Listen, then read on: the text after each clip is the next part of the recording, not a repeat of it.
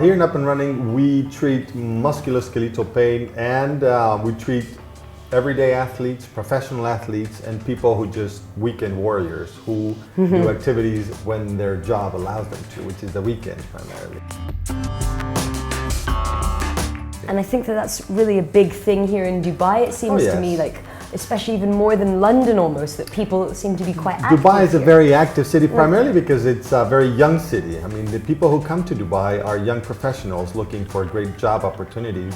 And young people between 25 and 35, 40 really get involved with their sports. Our documentary is concerned with extreme sports. It's very ambiguous as to even what that is. So I'd like to hear from you what you think is an extreme sport. Well, I think there's two perspectives on extreme sports. I think most people associate extreme sports with sports that have a very dangerous concept to it, in the sense that it's where one could easily break bones or get severely injured. The typical example would be skydiving, or another one could be motocross or motorcycling. And so by that, would you say, so it's almost something that's high risk because it's out of your control? Exactly. There's some kind of machinery or instrument that makes everything very complicated, but it's not that complicated. For example, the paraglider. But if you don't open the paraglider or the parachute, you crash against the ground.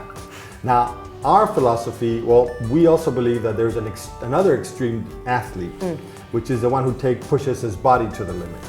Well, I'm really glad that you mentioned that. We've spoken to a range of different people throughout the week, and there might be some guys who use the machinery, and then there are others who, like, say, do parkour free running, who we found work out every single down to the toes. Exactly. Well, in that sense, we have seen a lot of ultra marathoners who can run 100 miles in the desert at night.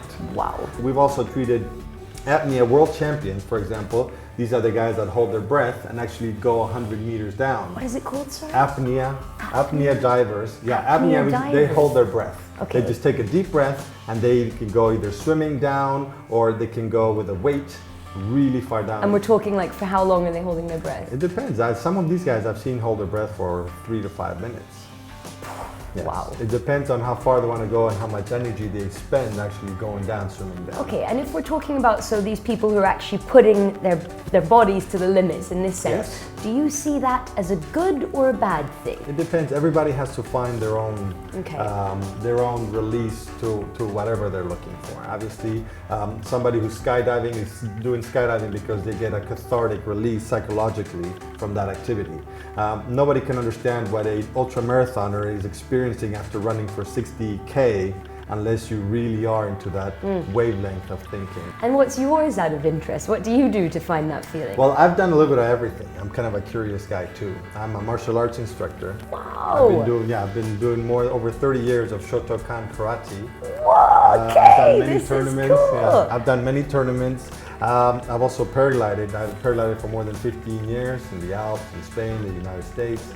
I'm a scuba diver. So I tend to look for my thrills as well. So you're also an extreme sports athlete yourself. That's why I understand extreme athlete, because I've been in that way of thinking for quite a long time. Dubai is a curious city because being the young dynamic city is for young professionals, it is not unusual to find a CEO of a finance company that works 5 days a week in front of a computer doing really, really extreme, hard physical activity during the week. I love it because it's almost like they're doing like extreme mental even. Exactly. No, this is a psychological and physical extreme activity. I mean, ultra marathoners have my absolute respect because these guys put themselves through a lot of stress, and I think they do it to relieve some of the psychological stress that they might have at work. I had a patient who is a CEO of a very important company here in Dubai,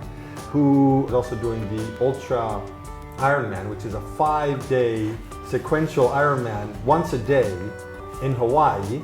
He's preparing for that for next year.